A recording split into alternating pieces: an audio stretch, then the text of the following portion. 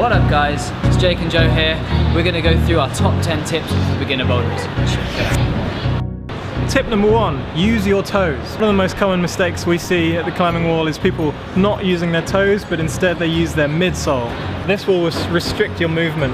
It will also give you less traction on the hold. So if Joe was to turn it to the toe, he can pivot. Woo, look at that pivot. It will also allow you to reach further, so you can go right up onto your tiptoes. Climbing shoes are designed specifically so that you can stand on small holds like this. If you tried to stand on that hold on the midsole, you'd slip straight off. Wouldn't be possible. Tip number 2, use your legs. They are some of the biggest muscles in our body. It's not all about pulling and climbing. Sometimes you've got to push with those legs, okay? So climbing, we want to try and be as efficient as we can. Particularly on a slab wall, we're going to try and use our legs because they can really push us up this wall. So when I'm climbing here, I'm going to bring my weight over and really push up with my leg. I'm not just pulling up with my arm like this, okay? We're not dragging ourselves up the wall. It's also really important on the overhang that we use our legs to push us towards these holds. We're going to use a combination of push from the legs and a bit of momentum to swing ourselves towards the next hold. Number 3, climb with straight arms. And this ties in quite nicely with tip number 2. Climbing with bent arms will cause you to fatigue quicker. If you climb with straight arms, it allows you to relax and you can sort of hang on your skeleton. A good example of this is if you go to the supermarket and you're carrying your shopping bags home, how do you carry the shopping bags? Straight arms or bent arms? That's right, straight arms, because if you carry with bent arms, you're going to be so tired by the time you get home. Tip numero 4, read your route. There's no point finding the start holds, jumping on and just trying to work out along the way.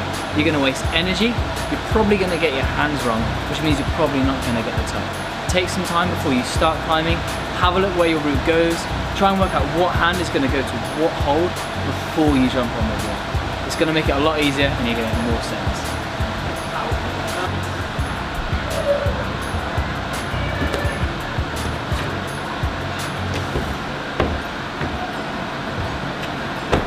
Tip number 5, don't use too much chalk. This goes for loose and liquid chalk.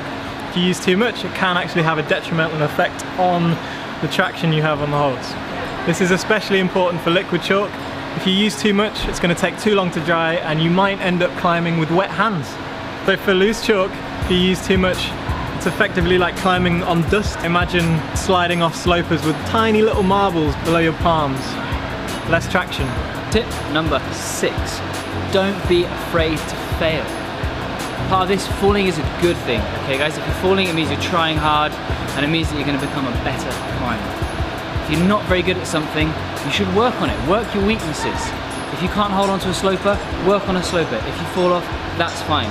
It means you're learning how to get better as a climber.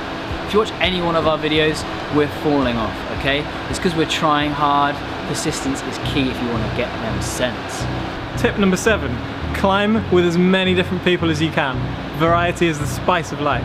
You'll learn a lot more and you'll learn a lot faster if you climb with people that are really good at dynamic moves, really good at slab static moves, really short people, really tall people. You'll learn everything. And what's really, really important is try and climb with people that are slightly better than you sometimes, because you'll learn so much. I'm usually really dynamic, so it's good for me to climb with people that climb a little bit slower and a little bit more statically, so I can learn the way of the static. Top tip number 8. One of the most common questions we get asked is, what shall I train for climbing? Our best answer, don't. If you're just starting out, just climb. That's the best way for you to get strong. If you start training too soon, you're going to end up hurting yourself, you're going to tweak a finger, you're going to pull a muscle somewhere. For now, the best thing you can do is just get on that wall and keep climbing. The best training for climbing is climbing.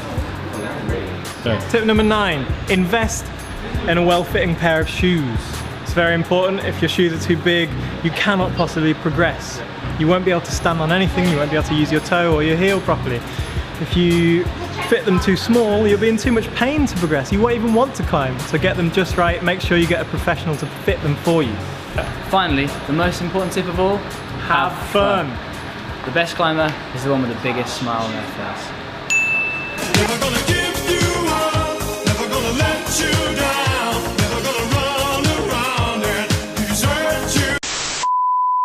Go, we're on. Tip number 9. No. Go. Tip number 9. Here you go.